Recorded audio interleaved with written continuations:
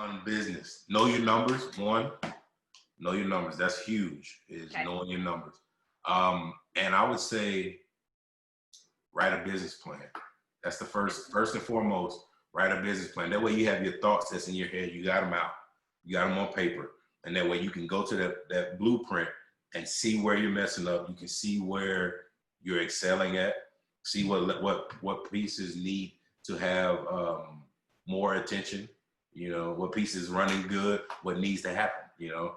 So I think a business plan and know your numbers, and then just go for it. Like we talked earlier, like, don't be afraid to I don't want to say it like that. My personal experience, I was afraid to take on debt to earn, but all debt's not bad debt. That's a myth that we've been taught, you know, throughout our life, is that, oh, I got to get out of debt. I don't want to be in debt. But all debt's not bad debt. Yes. You know, so that's one thing that I learned recently here after football, is that, like, all debt's not bad debt. Obviously, I got the money to go out and pay cash for it, but why would I? You know, I always, when people talk to me about business, they was like, well, you got the money? And I was like, no, I use OPM. And they was like, what's that? I said, I use OPM all the time. I'm not touching my own money. I work hard for that. Use OPM, use their money. It was like, what's OPM? I'm using other people's money. Yes! I'm using other people's money, not mine. You know what I mean? We talked just a moment ago about the winds of change happening, and I feel it. You are a guy who is about unity. You're a guy who is about bringing people together. What would be the message that you want to share for people right now, for somebody that's not of color and is kind of like, what do I need to be feeling? What do I need to be doing? And then your message to a person of color today. Well, one, I'm gonna be completely honest with you. I think it's sad that it's taken so many people of color have lost their lives, you know, and systematic racism is what we've been talking about the past month. I think it's sad that, one, it took pandemic to shut the world down pretty much for everybody to notice. And then it also took the complete loss of sports. Any distraction that could have been there is erased. And these things are still happening. So those are just covers, blankets on top of what was happening. So when you strip that away and you're naked and you see George Floyd, you know, Philando Castile, just this past week, 3 guys were found hanging from trees. You know, you don't get that if there's a NBA championship game going on, a World Series game, or, you know, a Stanley Cup game going on. Yep. So I think it's sad that it took all of this for the world to realize how bad it is. But I'm also encouraged because of the egregiousness of George Floyd's video. You know, you see so many people that don't look like us, you know, doesn't have a Latina heritage or African-American heritage, that don't look like us, that are protesting and standing up. Yes. You know, you see just as many white hands in the air as you do black hands in the air. Yes. You see just as many people that are white holding signs. And then it's so encouraging because you look at Paris, Australia, New Zealand, Africa, you know, England, like there are protests all over the world for our injustices. Yes. So I would say for a white person to, one piece of advice for a white person, I would say, is to, like we talked about earlier, reach one, teach one. Yes. You know what I mean? If you understand the narrative now of why we feel this way, go to somebody that doesn't understand it and have a legit conversation about it. Yes, yes. You know, and that's it. I mean, we're not asking you to stand on the front lines and get shot by rubber bullets, but I want you to go out and have those conversations, because that's where it all starts at, is having those conversations. And if you can legitimately see a problem and they don't, you don't have to try to change their mind, but you have to try to get them to see it from how you see it and how we feel it. Yes. Right? And therefore, as a person of color, I say, continue to fight. Continue to fight. I mean, we've been fighters since 1619. You know what I mean? we're gonna continue to fight. I'm a fighter to this day. You know, somebody I tell my people and anybody who talk to me about family, everybody know I'm huge on family. I tell everybody anytime, like, I don't want to go to jail, but there's 4 reasons I'll go to hell or jail for. And that's my wife and my 3 kids. You know what I mean? So try us if you want to. You know what I mean? Yeah. I will protect my family at all costs. Yeah. So continue to fight, continue doing the things that are necessary to make change. Right. I saw a post and I actually shared it, and it was a white man, and he happened to be in a wheelchair, and he had a sign that said Black Lives Matter, but the sign behind him inside the wheelchair said, "I'm sorry, I'm late. I had a lot to learn." And that got me, you know, and I posted even before this happened. It was a couple of months ago, and I think it feels like eons ago, but with Ahmaud Arbery. And it said, I'm not mad at you if you were born in a racist family, but I am mad at you if you choose to stay that way. Right. And that's the difference. We can all grow and we can all learn, Mike. Right.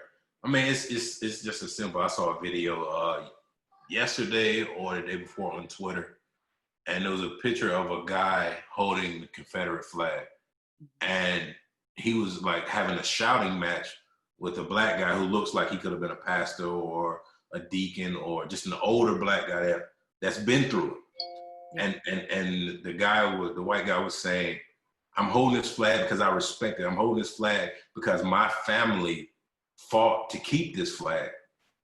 And then the black guy had one simple remark. He said, what did he say? He said that who worked on that farm that your family fought to keep that land. He said, that's what we're fighting for. Woo! We're not fighting for a flag. We're fighting for you to understand. He said, you can keep your flag. We're fighting for you to understand that your people that fought for that flag whipped and chained us so you can keep that flag. That's what we're fighting for. So, but the guy, he just didn't seem to get it. And that's what I mean when somebody gets it, you reach a guy like that.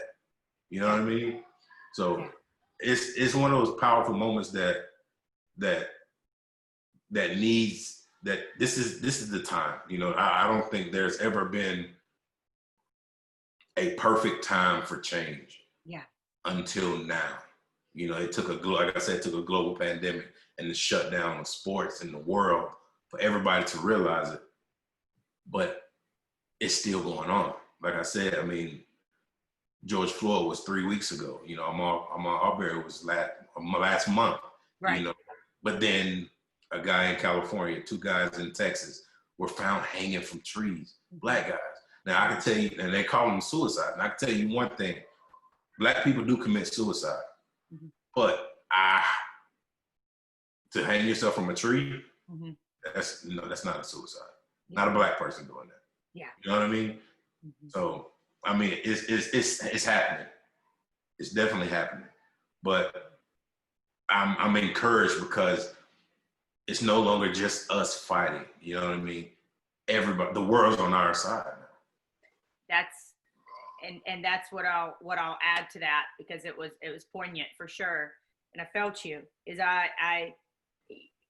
it is no longer just Black people and a few white people and people that aren't of color fighting, right? It's so many people unified together now. And I was talking to the commissioner of the Big 12 just yesterday, and he was talking about, hey, I've listened, you know, I've been through the 60s, I've lived through the 60s, I've seen, you know, assassinations and these things. And he said, we both agreed that we really, like you and I have, we really feel the winds of change coming. We really feel it's different this time because so many people are standing together, like you said, and have got their hands up and they're saying, and here's what I've been telling people across the country. It's as simple as one, listen. You got 2 ears and one mouth for a reason. Go find somebody who doesn't look like you, who maybe has a different religion than you, and go listen to them. Go hear what they have to say. Go hear their experiences. Don't listen to respond, just listen, right? Then educate yourself, right? There's three books, podcasts that I've been telling people: A King in the Wilderness, a newer documentary on Martin Luther King Jr., amazing, about couple of his last years and how he knew he was going to die for the cause. He knew his life was going to get snuffed out. The Warmth of Other Suns, about the Great Migration and Reconstruction, what African Americans went through after the Civil War and trying to have dignity in life. And then you mentioned it, 1619, an amazing podcast about the history of slavery, systematic racism. And so those are just three things, right? There's so many other things you can do to educate yourself. And then the last thing is commit to, if you're in the presence of somebody and something's going down, and maybe you're not a person of color and something's going down, you stand up and say, that's not right. I won't stand for that. I won't let you use that language. I won't do that. So there are things that we can do. You don't have to feel helpless right now, whether you're a person of color or not a person of color. There's things that we can do to make this world a better place, Mike. Absolutely. I mean, there's so much out here that's available, you know, in today's day and age, that you can read, you can study, you can talk to people, you can do different things to educate yourself, like you said. But one thing I do want to bring up, Rachel, which is, I'm not gonna say it's ironic, but it's also encouraging, is that, like, ever since all of this in today's world has been going on, every time I go out, I've never been so much approached by white people. I've heard this. I've heard this happening. It's one of those things where, like, at first I didn't know how to take it. I was like, are you saying this stuff because you don't want me to think you're racist? Or, like, are you thinking about it in, like, a reverse psychology type kind of way? Like, you really are, but you don't want people to look at you like that, so you coming up to me talking about it. But then I thought about it, I was like, well, if you're coming up to me, you're going to hear what I got to say. You know what I mean? So there's been at least 10 times that I've been at the grocery store, the car wash, at the bank, you know, and people came up to me and just speaking, not talking about anything, just like, hey, how you doing? You from around here? And I was like, yeah, why? He's like, oh, just want to say hi. Okay, well, let's talk. If you want to talk, we're going to talk. You know what I mean? So I'm encouraged that, like, people are actually engaged enough to approach people, and that's the easiest step to take, is to actually approach people. Approach someone. Be kind. People showing kindness, Mike. I see that too. And I'm like, man, that makes me happy. That's God's love, man. That's what we're supposed to be doing. That's what we've been supposed to be doing this whole time. Right. Loving people. That's it. People don't understand, man. People just don't understand. But I understand. I get it. I mean, if you were raised a certain way, you know what I mean? Like me, I like chicken. You know what I mean? I love chicken. I love fried chicken. I love baked chicken, sauteed chicken. It doesn't matter if it's chicken, it's for me. You know what I mean? Some people like fish. Yeah. Some people like steak. You're raised a certain way, you like what you like, but you have to be open to trying different things.